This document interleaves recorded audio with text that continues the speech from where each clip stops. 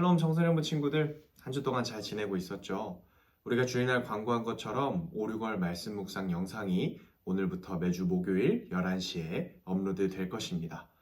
잊지 말고 함께 참여하는 친구들 되길 주님의 이름으로 소망합니다. 특히 이번 주일은 이재은 목사님께서 우리에게 준 숙제가 있죠. 바로 룻기 묵상인데요. 여러분들은 룻기 묵상 잘 진행하고 있나요? 분량이 짧다 보니까 벌써 끝낸 친구들도 있겠지만 귀찮아서 미루다가 아직까지 시작도 안 한 친구들도 있을 겁니다. 오늘 본문은 4장 중에 반이나 지난 3장 본문의 시작 부분입니다.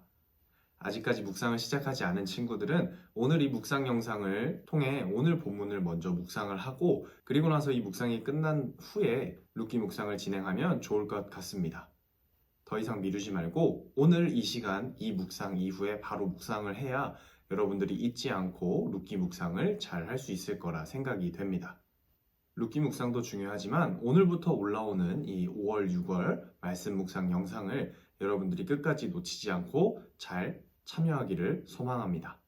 오늘 본문은 히브리 민족의 고엘 제도라는 게 있는데 약자들을 보호하는 제도입니다. 이 제도를 시어머니인 나오미가 룻에게 설명을 하며 지금 이삭을 주우러 나가는 밭의 주인인 보아스가 나오미의 가까운 친척이므로 기업물을 자의 조건이 되니 보아스에게 가보라는 내용이 담긴 본문입니다. 나오미와 룻을 위하여 모든 것을 예비하신 하나님의 은혜를 생각하면서 우리 오늘 본문 먼저 읽고 오도록 하겠습니다. 시어머니 나오미가 룻에게 말했습니다.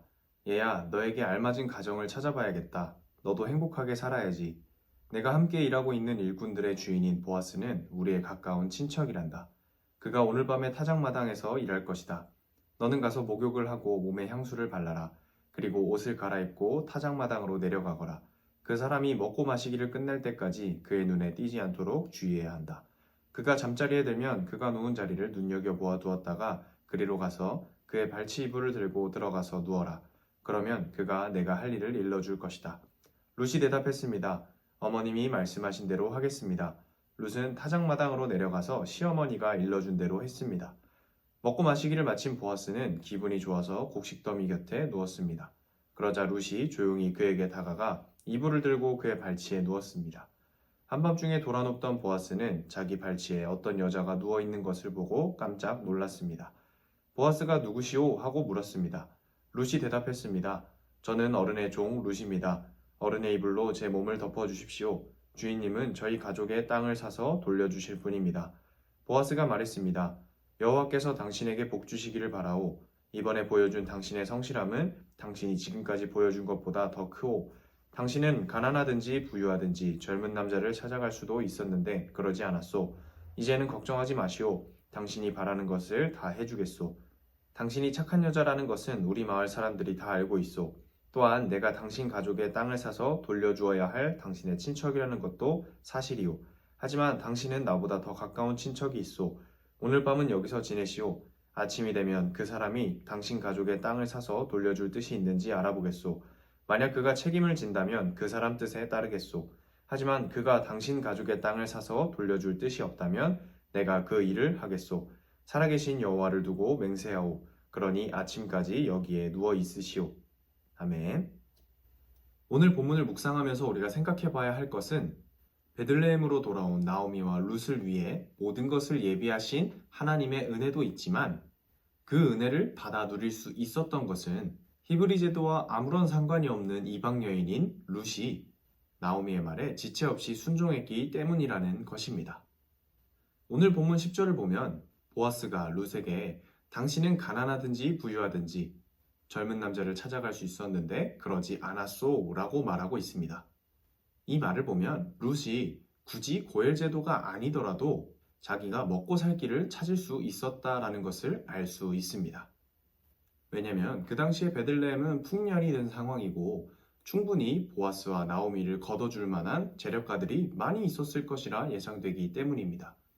그러나 룻은 자기가 바라는 길보다 그리고 내가 생각하는 좋은 길보다 나오미의 말에 순종하여 더 나아가 하나님의 말씀에 순종하여 하나님이 예비하신 길을 온전히 따라가는 믿음의 선택을 했습니다.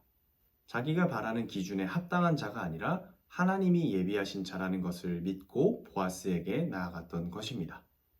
우리도 우리의 뜻대로 무언가 되지 않을 때, 그리고 우리의 힘으로는 이 상황을 벗어날 수 없을 때는 하나님을 찾게 됩니다. 그러나 우리의 상황이 조금 더 나아져서 하나님 말고 다른 선택지를 고를 수 있는 그런 상황이 되었을 때는 다시 하나님을 떠나 그 선택을 하는 경우가 많다라는 것입니다. 하나님밖에 방법이 없다고 생각될 때는 하나님의 길이 가장 좋아 보이고 하나님의 길이 가장 온전한 길인 것을 믿고 따라가지만 우리의 상황이 더 나아지면 이젠 하나님이 인도하시는 길이 더 이상 가장 좋아 보이지 않게 되는 것이죠. 이게 우리가 가지고 있는 죄의 습성입니다. 오늘 본문을 묵상하면서 우리가 생각해 봐야 되는 것은 우리가 말씀으로 회복했다면 앞으로 상황이 나아지더라도 하나님의 길이 가장 온전하고 가장 바른 길임을 기억하고 그 길에서 벗어나지 않기 위한 노력을 해야 된다는 것입니다. 이방 사람이었던 룻이 하나님을 알게 되니까 하나님과 함께하는 길이 가장 좋은 길임을 알고 신앙을 버리지 않고 아무것도 없는 그곳에서도 시어머니의 의견을 따라 내 의견을 버리고 하나님이 예비하신 자에게 나아간 것처럼 우리도 말씀을 통해 회복되었다면 그리고 하나님을 온전히 믿는다면 앞으로 나아가는 길 가운데 교만하지 않고 겸손하게 하나님의 뜻을 따라가야 된다는 걸 우리가 생각하고 결단해야 합니다. 오늘 말씀 잘 기억하면서 우리가 이 말씀처럼 교만하지 않고 겸손하게 하나님의 뜻을 따라 하나님의 길을 벗어나지 않는 청소년부 친구들이 되길 주님의 이름으로 소망합니다. 오늘 묵상도 승리하시고 앞으로 매주 이 시간 우리 함께 말씀으로 꼭 승리하는 친구들 되길 주님의 이름으로 소망합니다.